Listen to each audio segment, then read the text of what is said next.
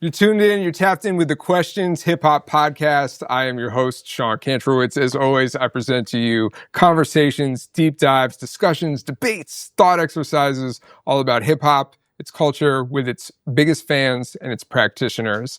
And today I am incredibly honored for the 199th episode. We're talking about the passage of time here. Doing something 199 times. Wow. It's a lot. Yeah, that's dope though. Congratulations. Thank you very much. Sorry, I stepped on your intro by starting to talk to you already because we've been hanging out all day. We have Mathematics here in the building with us today. Mathematics, how are you, sir? I'm great. Peace. I mean, it's such an exciting time. I know that, Wu-Tang is about to be embarking on their final tour. Mm-hmm. Final? Do we use finger quotes or is it like... That's what it looked like, the final chamber tour. So you got that, and then we also have the new album that just dropped by the time this airs. It's the Black Samson. Bastard Swordsman. Yeah, the Bastard Swordsman. Really excited to talk to you about that too. But we're going to get into a little bit of a different format today. This is a Can't Knock the Shuffle episode. So Can't Knock the Shuffle, for those who don't know, is when I take an artist or producer's entire catalog, I put it into a playlist, and I let an algorithm decide which songs we're going to talk about. And since we are filming this here today at the FYI Campus, I thought, what better way than to showcase some of the AI in will.i.am's FYI.AI app to select the songs. So I'm going to go out on a limb. I know you've done a lot of press. I feel like you've probably never done something like what we're about to do right here. Nah, I've never done nothing like this. Yes. Yes. Well, we're going to get right into it. So let me pull up our AI friend here and ask it. Okay. Hey, Finn, we're going to start the Can't Knock the Shuffle with Mathematics. So what is the first song that you have queued up out of the list that you compiled? Hi, yo. What's up, fam? The first song I've queued up is Mathematics' Respect Mine from the album Love, Hell or Right, released in 2003. That must take you back, right? Yeah, it takes me back. Tell me a little bit about where you were at in that time of your career. That's a good question. It was good times. It was also a time when music was changing, right? The Triton was coming in, and you had a lot of them Triton beats and 2003, but I was sticking to my guns as far as making boom bap. Right. And Respect Mine was takes me back, because that's like one of the first songs that I made for that album. Oh wow. Yeah. So talking about that, like at that time, what was your production setup? What were your main tools, and how has that evolved? Has it evolved? Oh, ASR 10. ASR 10, yeah, classic. Yeah, ASR 10, and I still have that same one to this day. Wow. Yeah, I don't use it. Doesn't work. Got it. But I'm not going to get rid of it. Sure. Because on that particular ASR, all my beats from that one and all my previous beats came off of that ASR 10. I still use an ASR 10 to this day. Got it. I keep one. You got to keep one. If one goes bad, you can find another one on eBay somewhere and buy it, a lot cheaper now. Really? Well, I think they kind of went up again. I think recently, last one I bought, I paid like $750 for. Oh wow. Yeah. That's but then one I bought before that, I paid like $350. So when I first got it, fully blown out, was 3 Gs. Right. Because it was like the hottest shit at the time. Yeah, definitely. So thinking about, your place, and we're going to go through 6 songs in this exercise here that are all over your career, but, is there a Mathematics sound, and how would you define that sound if you had to describe it?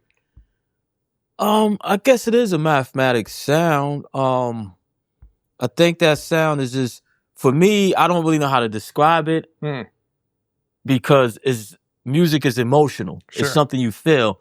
And that's me putting my feelings into fruition like that. So when you hear the complete piece, that's how I was feeling. Right. So it's hard. So for me to explain it, it's just better for you to listen to it. And, I mean, sometimes like if you get I don't want to get in. I would like to compare tracks, but I don't know what AI is going to bring up. So sure, yeah, we don't want to step on future picks or something. Yeah. So that one right there, I was in a good place. But like I said, music was changing a little bit at the time. Right. But not so much where it affected me, where I'm like, I don't know what to do, or should I do this or should it? Nah, it was unapologetically me. Right. So that's respect mine. Right. Yeah. I mean, in some ways, when you often can feel like the tide shifting, you see everybody moving in a direction, that might actually make you even more lean into your style, your sound, because I can't imagine. I don't want to hear Mathematics and Wu-Tang on like Triton beats, like that's, I know that the sounds have, expanded and everybody plays in different arenas, but sometimes people enjoy the character and the aesthetic that, artists bring or producers bring to the table. Yeah. Yeah, I agree with that. And I think it's your weapon of choice that really helps you with your sound, because the ASR 10 has a unique sound. Mm-hmm. It's analog, it's full, and it's rich. Right. Compared to a Triton. A Triton is nice, crisp, and clean. Right. So, but I rather the dirtiness of it. Yeah. That's what's up. All right, we're gonna move on to our second song. Hey Finn, what is the second song that we got up in the shuffle? Yo fam. The next song I've queued up in the shuffle is Wu-Tang Clan, Mandingo, from the album Black Samson, The Bastard Swordsman, released in 2025. You feel me? Ready to keep it moving? So this is fun. I always love when it takes like something really early and then we go super recent. Yeah. I mean, talking about styles evolving, what was your sort of mindset in coming into the Black Samson album? Well, basically, the whole nostalgic era of the blaxploitation movies and the karate movies that shaped and molded me to who I am today. So that's what I wanted to capture in them elements. And Mandingo does a good job of doing both because it has the karate flick elements in it, but then it also have the soulful elements in it too.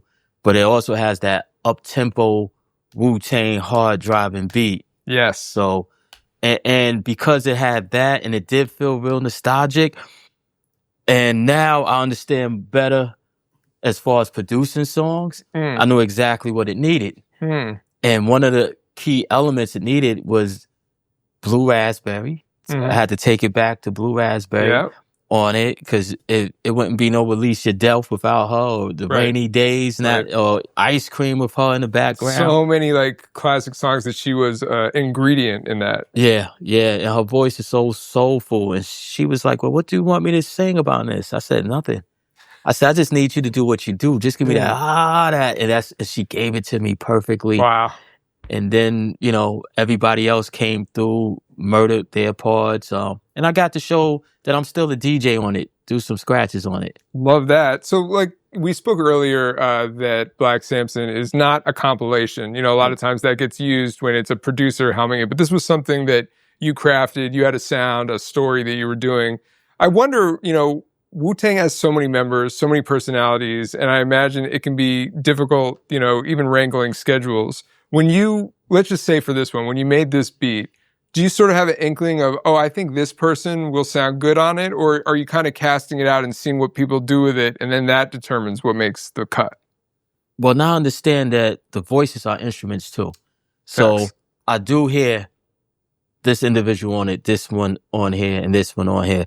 But I'm not, at the same time, with this type of beat, I think anybody from the clan could have murdered it and flipped it. Yeah, but and it's a 4-minute song already. Right. And actually it was a little shorter because the last one to get on was Meth. Meth I wasn't even going to put Meth on the track.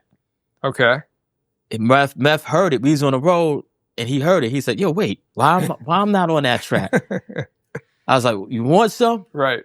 I said, still a little time. He said, you sure? I said, it's a little time, bro. You can get on it. He said, send me the instrumental. And I sent him the song as it was, and I sent him the instrumental, and he murdered it. And it's crazy. I have an interesting theory, and I talked about this on past episodes with my sometimes co-host Midas the Beast. We talk about how Method Man has always been dope, but in a way, he is even greater as a writer in 2025 than he was in 95. Like, the voice has always been dope, right? He has one of the best voices in hip hop. Right. But his pen game has gotten so much more intricate. And again, not taking away from, obviously, the 90s was the classics, right? Yeah. But like, writing-wise, he's on a completely different level at this point. Yeah. Well, Meth always been crazy. Meth always been, you can't find a weak verse from Meth. Never. Right? But one thing with Meth, I feel with me. It's like sometimes you feel like you still got something to prove. And then I guess because he's doing acting too. Sure. It's like, wait, hold up. I'm still an MC. Right. And let me show you. And he shows you every time. So I think Meth, and it's growth and development. Sure. Right? So a lot of people grow up in hip hop, even like artists grow up in hip hop, and they nice, and this is what they do, and that's what they're gonna do. I know what to do with this.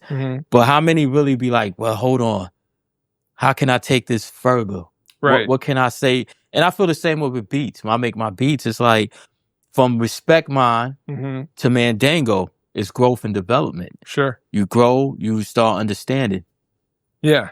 I mean, a lot of people, so I think around the early 2000s, the whole notion of not writing it down, one take, that became very glorified, and it's cool in some respects. But when I hear some of these Meth verses, or when I hear like, anybody who makes beats knows, like, it's not the first sequence you put together. You might start a beat with a loop, start adding things. Oh, this isn't right. And by the time you finish it, there might only be one thing that you started with, and then it went on in development. And when you like hear some of these intricate verses, that's not a one take thing. This is somebody who like sat, wrote, revised, edited, thought about that whole process. It's craftsmanship. Yeah, like you said, it's craftsmanship, and you're right about that.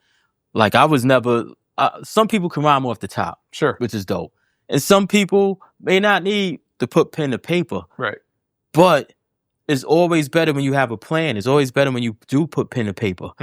Because imagine if they would have put pen to paper, what would have came? Because like you said, you can look at it, you can wait, hold on.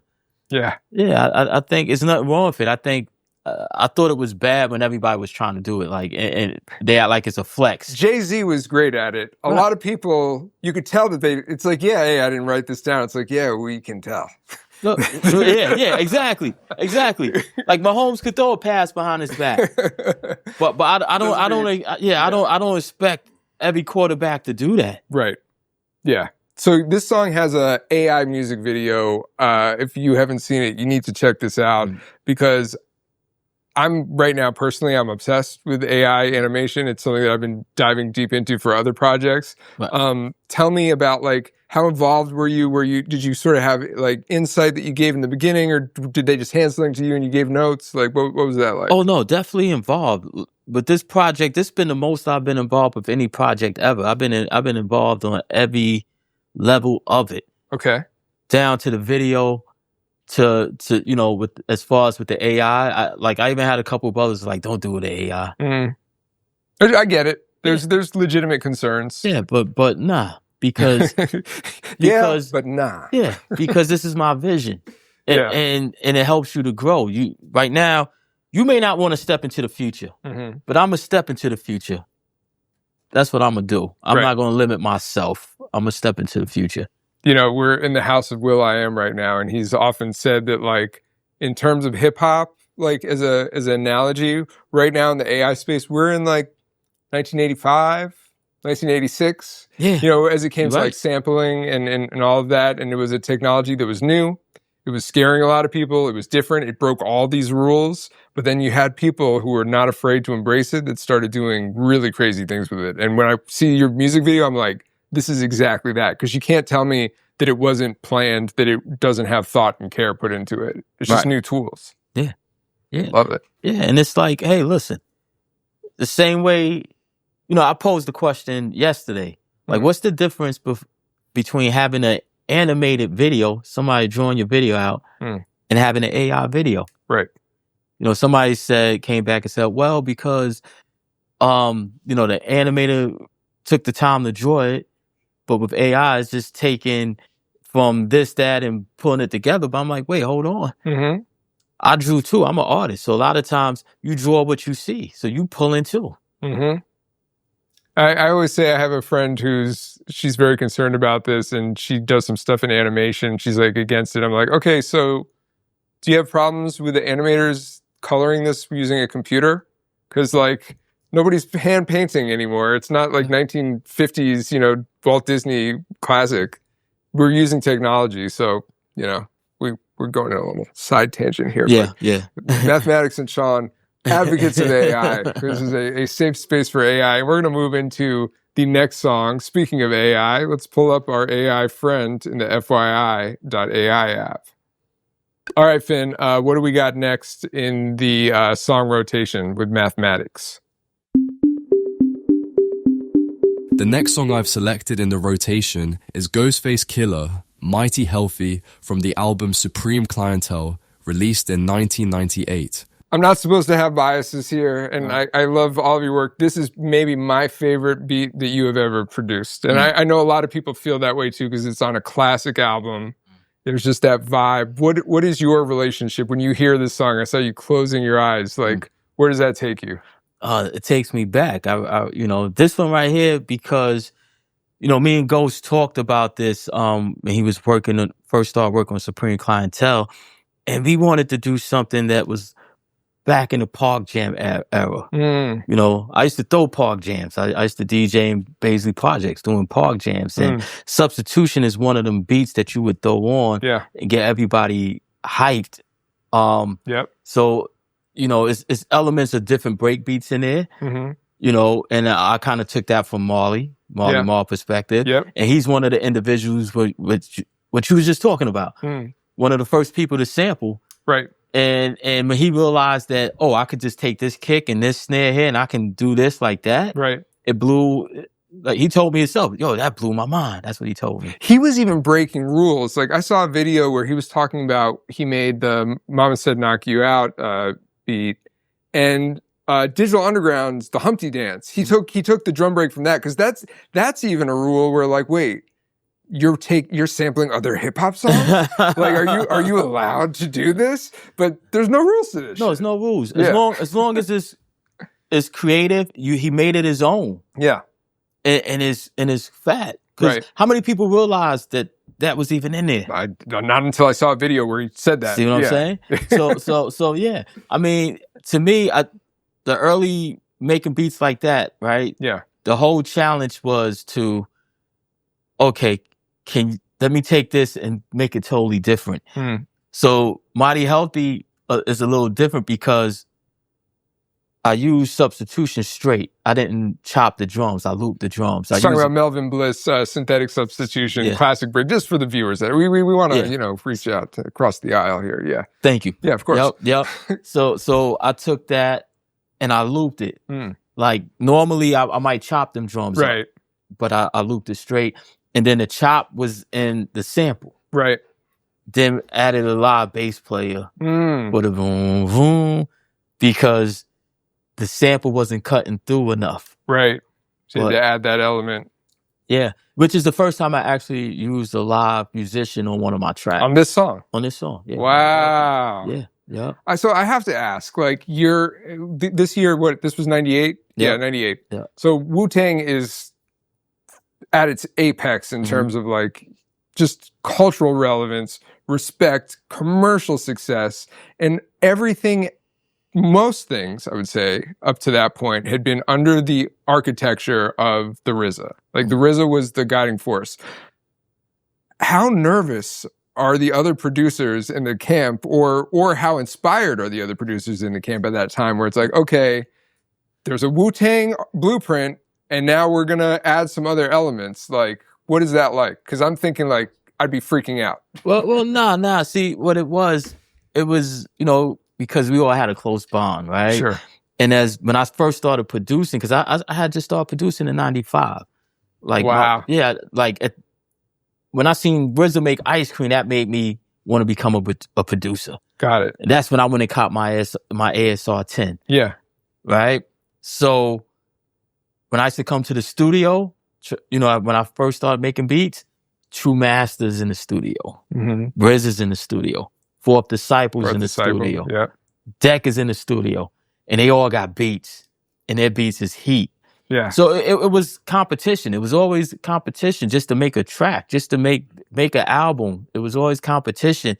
And in the beginning, I got my ass whipped. I ain't going front. Just come to the studio and hearing the heat they playing, I'm like, wait, hold on. But it made me go back and work harder. Were they giving you was amongst the group, because nobody was outside, everybody was internal circle, but would they share hey, this is how I did this, just so you know, you were getting tips and stuff like that? Yeah.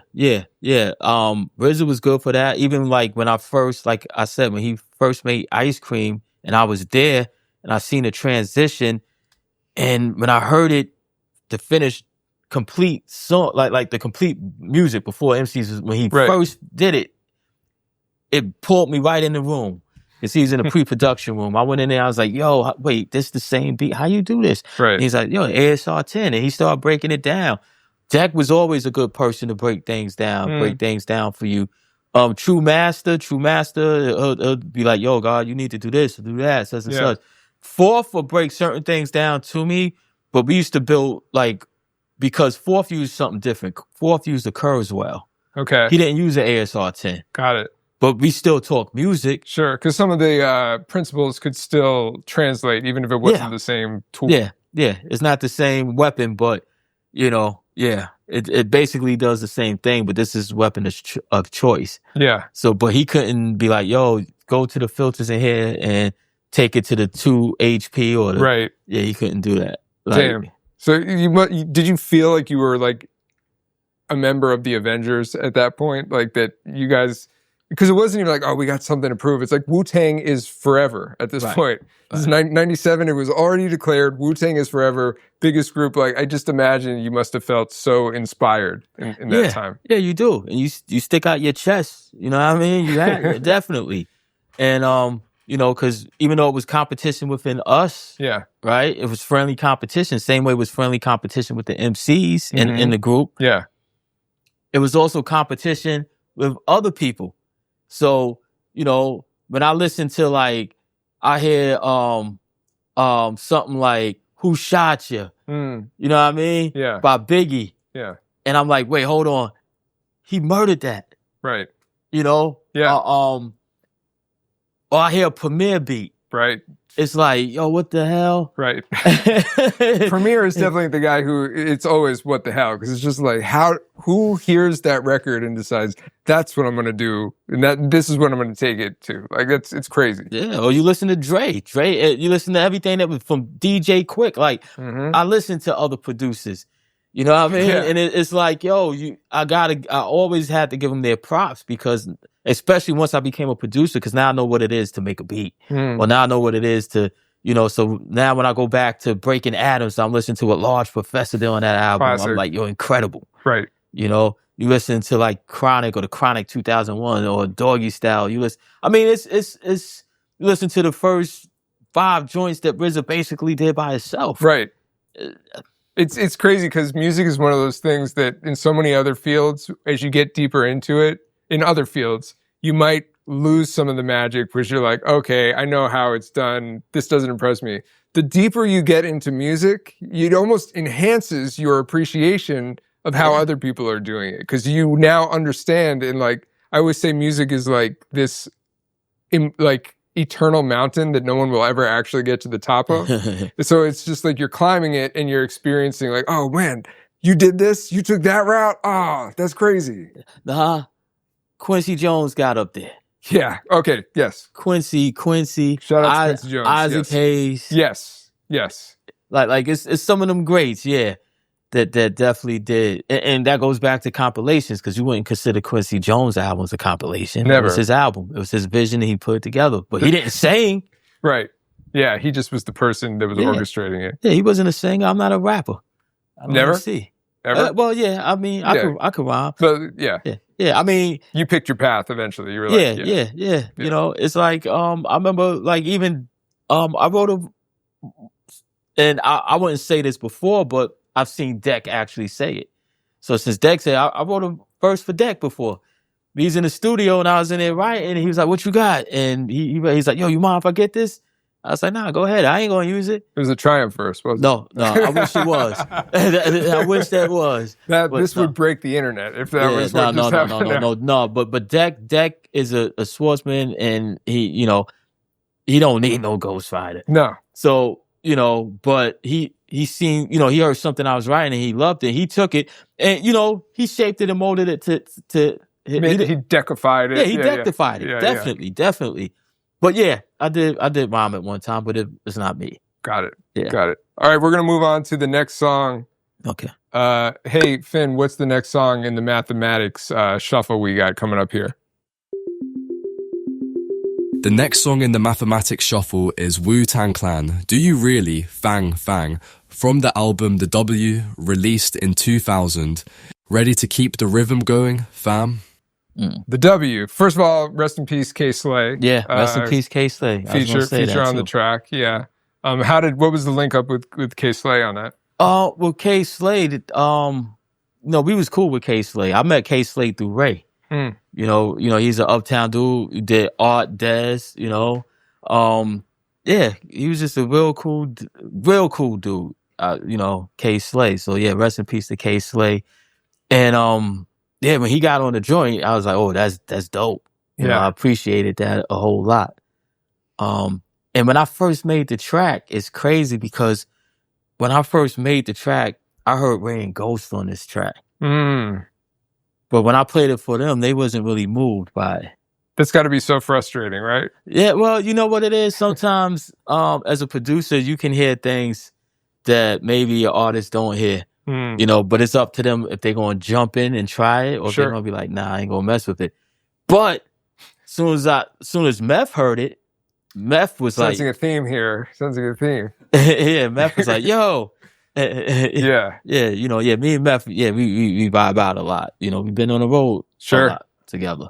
What's your memory of the W? Like, what was that era like? Because this is a little bit later, and this is where the sounds were changing a little bit. Sounds was changing. That's that time. Sounds was definitely changing. That song was actually recorded out here in L.A. Oh wow! I think at American Studios. Oh, American. Yeah, I think it was at American. And I remember we went and did a show. We was out here, we did a show, and after the show, we was in the studio before the show. We went to the show, came back, and we wrapped that song up that night.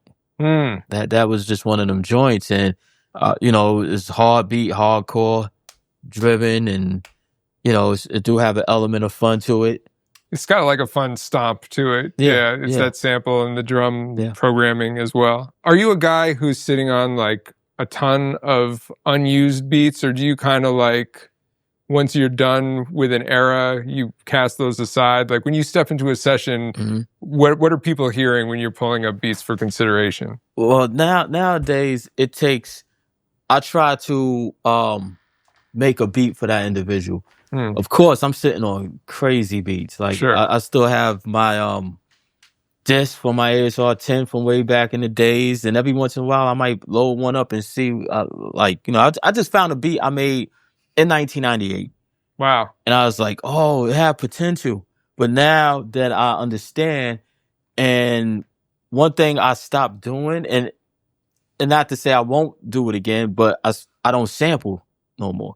So it's like everything that I'm actually doing. Wait, you don't sample anymore? No, I haven't sampled it like since last 2 albums. There was no samples. So even the Mandingo joint that we it's just not a sample. No, it's not a sample.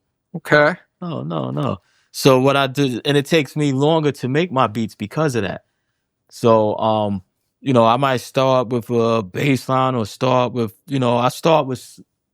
every start is different. Sure. It's not the same. At one point I had a certain type of format into making my beats. But then, it might start from the drums. You might hear something in your head. You might start from there and it might turn somewhere else. So a lot of my joints now, what I do is I get a start. I may, I start doing my little playing. Mhm. And then if my playing ain't strong enough for certain things, I call in a bass player. Right. You sketch the idea and then somebody could I call it like, even on this album, when you see the credits, you'll see like I had horn players, bass players, guitar players. Wow. And different type of, even like the instruments, because you got your French horns. Like I used a resonator guitar on this particular album too, but because of the sounds, now I understand sounds. Right. So, if I'm trying to capture something, like if I'm listening to a Isaac Hayes joint, right, Sure. and I hear like how he's killing the wah-wah. Mm-hmm. So it's like, okay, let me see if I can do something with the wah-wah sound and see what I get out of it. Right. So that's how I do now. So it takes me a lot longer to make beats. I don't make beats as quick as I used to. Right. And then it's also capturing the aesthetic so that even now I'm still like, you're telling me that really isn't a sample, but that also speaks to the way that it's mixed, like the engineering of what you're recording. It's a whole craft. Everything is important. The mixes is highly important because, that at the end of the day, the final mix is how the world is going to hear it. Do you mix your shit? I mix to a point. Yeah.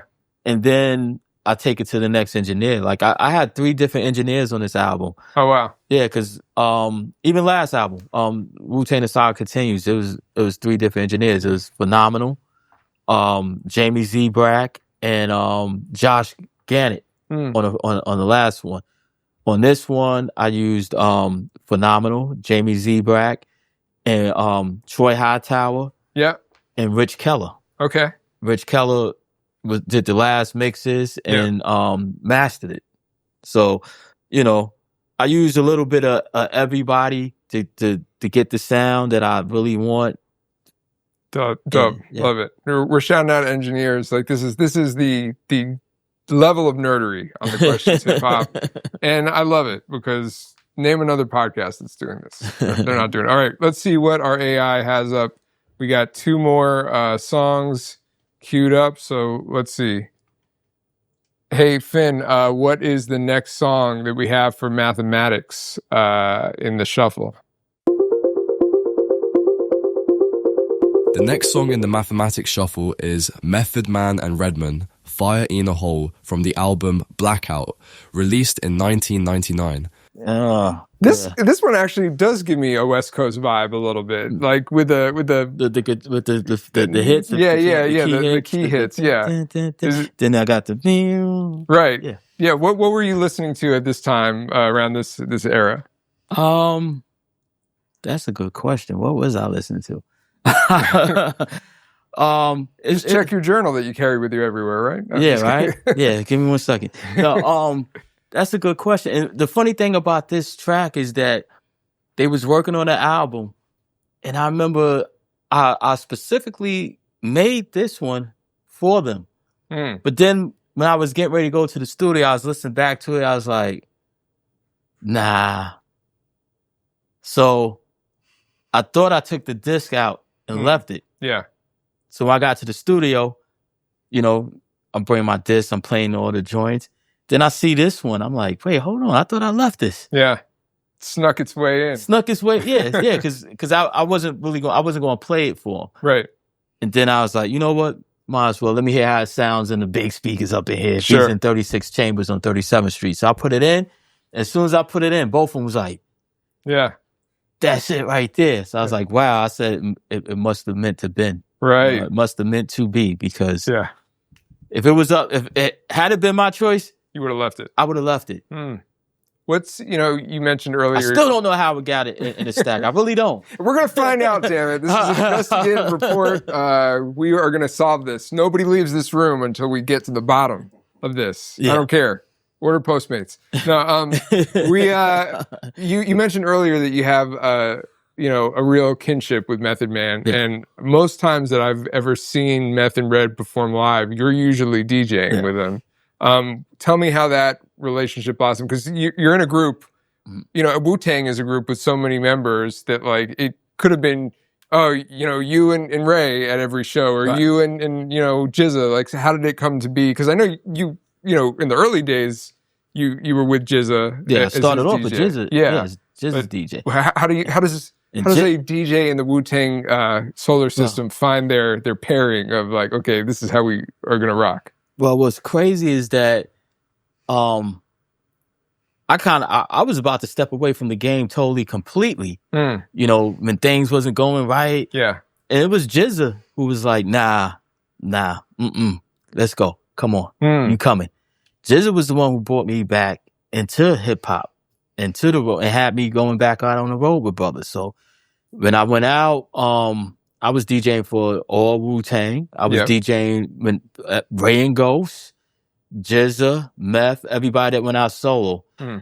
For some reason, for years, dates never crossed. It was just amazing. It wasn't until like around in the 2000s, early 2000s, where dates started becoming conflicts. So when it became a conflict, I was out with, and me and Meth always kicked it off. Me and Meth, we always had a great relationship, and I was there with Meth, even with Red and Meth when they first went out together on the what was that, the month of the Man tour. Oh yeah, that was like 97, 98. No, that was like 90, 95 or something. Oh, you're right.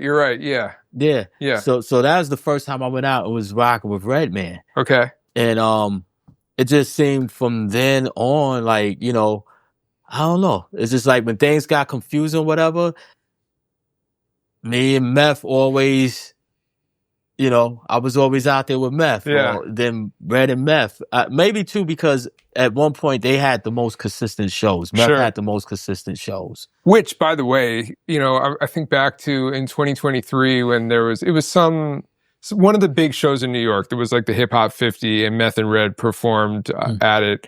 And I think about like the Versus battle too that they did. They are so, I think, underrated. Like I think people are starting to come around more because, you know, through YouTube and things, people post and you get to see it. But man, they are lauded for being amazing MCs. They have classics, but like just as strong as all those others, nobody is touching their live show. The two of them together. It's the choreography, the movement, like it's incredible. And that's one thing. We've been rocking together so long that it's just like, you know, I could jump into a Meth show, a Red and Meth show, like it ain't nothing. Yeah. Like, you know, and what's crazy, like even when they did the verses, like shout out to DJ Scratch was there. But that's when we was doing, there's the same time, American, Wu-Tang Saga on Hulu. Right. And I was, working on the show. I was a consultant and, you know, I had a couple different hats dealing with that show. So I remember the night it happened, I was trying to rush back because we ended up taping late, and I was trying to rush back just to get home to see it. Got it. The verses. Yeah. So I got it on my phone trying to watch while I'm driving. I'm like, yo, I'm about to kill myself. I'm about to kill myself to watch this. Yeah. Because I'm still a fan. Those my brothers I rock with, but I'm still a fan of hip hop. I know they're gonna tear it down. It was so fun. I mean, the whole Versus movement was like so needed. You know, we all were looking for entertainment. And even this show started as a thing on Instagram Live where I was doing it, and I was doing like hip hop trivia with people when we were all kind of like locked in. So it was not the best time for everybody, but some nice things that came out of it. Is it like peanut butter and jelly for you? Or that's not even the right analogy, but like, do you prefer DJing to producing or producing to DJing, or are they just completely different things? Two different things. But I do prefer nowadays, for years, I do prefer production to DJing. Yeah. Because it's more, you know, it's more creative. You get in your zones and you get to really create. That's what it is. DJing, I love DJing. I still DJ. Right. And still do my thing. And still try to get better at that too. Because some of these young cats is nice. Yeah. It's like they nice. Yeah. And a lot of the veterans is nice. So, you know, but yeah, I'm more into production. Got it. All right, we're going to move on to our last song in the shuffle here. So let me pull up our FYI.AI persona here. All right, Finn, final song in the shuffle. What do we got up for mathematics? Yo fam, the final song in the Mathematics Shuffle is Wu-Tang Clan, Lesson Learned from the album The Saga Continues, released in 2017. So, not a sample. Not a sample. Get the fuck out of and here. You know what? This is when I knew I had it. Yeah. This particular song, when I made this one, I said, I got it. Because you knew that this sounds like it is off of a dirty record from like 1978. Yes, I brought in the, and you got to bring in your singers. You got to bring in your singers to do, even just the, Yeah. James Brown made that, The grunt. Yeah. Make that famous. So, sometimes that's all it needs, or it just need a voice sometimes, and just the whole flow of everything. But no, it's not a sample. Wow. Yeah. Unbelievable. Yeah. So, I mean, at this stage in time, we're flashing forward, outside of the most recent song that we did. This is probably the newest that we've listened to in this selection. And again, like the Wu-Tang journey has been so many dips and dives and turns and lefts and rights. And so when I hear this, it's like, wow, this is really like kind of the classic sound that like, I think a lot of people were really looking for, that people were, seeking and maybe hadn't been getting in recent releases. Like, was that a factor in your head? Did you sort of see that as? Nah, not at that time. At that time, I was just trying to create. Yeah. And trying to, I'm always trying to get better. So even like, a joint like People Say, right? Yeah. Now, that one right there, that's what taught me. It taught me a lesson. Because, how so? It taught me a lesson because I didn't sample it. That's totally replayed. But I did my due diligence on a song, and the song was public domain. But then I got sued for it. You got sued for a public domain song? Yeah, I got sued. Yeah. How's exactly. How does that work? But you know what? You have to answer anytime somebody brings something. You need to go to court. Yeah, you gotta go through the through whole a lawyer process. Say, Your Honor, this does not. Yeah, you gotta go through the whole process. I had to go to I took myself. I went to the library of congressional, the joint with the music. Yeah. And went through searching everything. Right.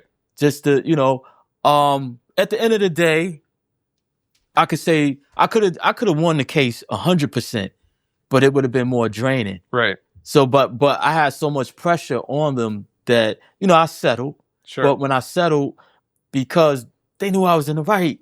Right. I got 100% ownership of the song. Amazing. Yeah. So it was still a win for me at the end of the day. But that's when I said, you know what? Even though I'm not sampling it, I can't do replays. Like an interpolation or anything. Yeah. Unless it's something that I did or that I made or something. You know what I mean? Other than that, I can't do it because, lesson learned was me. Right. So nobody can come back and be like, yo, no, you took this one. No. I still am tripping over all this because find the record. Yeah, exactly. and that's what we used to do, right? When we used to chop up samples, it was a sport to us. Our whole thing was to create something out of something that already existed, and to have people running around trying to find out, where you get this sample from. Right. Nowadays technology will break it down for you. Yes. Because I had no idea where Havoc got Shook Ones from. And then that was one of the biggest mysteries that just got revealed recently. But I'm sure he didn't reveal it. I'm pretty sure it was AI that broke it down and deciphered it. There was another one that just got revealed earlier last year. I'm blanking out, but it was one of those holy grail that like I can't believe. Oh, it was Crooklyn Dodgers. Oh, the Q-Tip Crooklyn Dodgers. Q-Tip is a beast. Too. Q-Tip's a beast, but that was for so long. That was one of those. It's like, well, we're gonna learn a lot in our lives, but we're never gonna know what this sample was. And somebody like did a remake of it on YouTube, and like, wow. I don't know, how does that make you feel? Do you geek out, or do you feel like it's like we're uncovering things that weren't meant to be uncovered? Yeah, that's how I feel about it. The second one. Yeah. I mean, hey, listen, it's a sport. It's a game. It's fair game. Do I like it? No. You know what I mean? Because, even when I seen the Havoc one, I was amazed. Like, wow, that's dope. But at the same time, I was like, why did somebody do that? Right. Two things can be true. You can be like, wow, this is amazing that I know this, but like, it kind of makes it a little less. It's like learning that Santa isn't real. Like, that changes your whole perspective, and like you're like, Yeah. And what Havoc did on that was crazy. It just like from the pitching of it and this pause and putting I'm like, why did they do that? It's like, come on. But that's part of why now it takes me longer to make beats, because now I'm doing it and I'm just creating from, and trying to make something sound like a sample. Right. And still have like that, the depth to it, because that's what made the sample so ill. Right. It was so warm. And so, you know what I mean? Yeah. All the little elements, everything. Yeah. Well, we got to wrap this up, but before we do, just let people know where they can find you. And you got the tour this summer. Yep. Black Samson is out now. So what's next, and what should people know? Well, you can catch me. All my socials is the same across the board. Mathematics Wu. You can catch me on the Final Chamber tour, Wu-Tang Clan. You can catch Black Samson, the Bastard Swordsman. It's available now on DSP. Got the vinyl, not the limited edition. The limited editions is gone already. But, we'll have another edition, the less limited edition. Yeah. It's not going to have the artwork on it like that one. And that's actual art, too. That was drawn by Stephen Perkins, who's an artist. It was just the technology to take all the pieces, the elements that he drew, and make 5,000 copies of it. Was incredible. Yeah. I think a lot of people thought, oh yeah, that's AI. It's not AI. Just like it's not a sample. It's not a sample. Yeah. So it's like certain things, like we say, use AI for certain things, and certain things you want to actually show your art and your creativity with. So got that coming. CDs, cassettes, and I got a few other projects. I don't really want to say too much until, once they're really in the air, because sometimes things might get pushed back a little bit and you might be like, well, I thought he said this is coming. I'm haunted by my years of buying the Source magazine and seeing release dates for albums that never came. So that's why we operate a little differently now. You announce it when you've got a locked release date and the project is done. So. When it's done and it's in the can and you're ready to drop it, then you announce it. But I got some things coming. Got some more things coming. Well, we look forward to it, Matt. Thank you so much. Appreciate it. Sean, pleasure. Yeah. And it's the Questions Hip Hop Podcast. We'll be back with another episode real soon. Shout out once again to FYI.AI and the crew behind the scenes. Shout out to Kevin, Frankie, Amina, and Emily. And we got M80 in the house too. I want to shout you out you were pretty quiet the whole time. I know this. Have a question. Oh, wait. M80 has a question. Yes. Does this air in real time? This is not live. Okay. This is going to be airing in probably 2 weeks. Okay, so is that why you said the album's on DSPs now? Because in 2 weeks? Yeah. Yes, we're time traveling. April 25th. Because I just looked. I'm like, what? No, we got a professional here. It's like, not so fast. Smart. We'll be back with another one. So thank you for watching, and peace.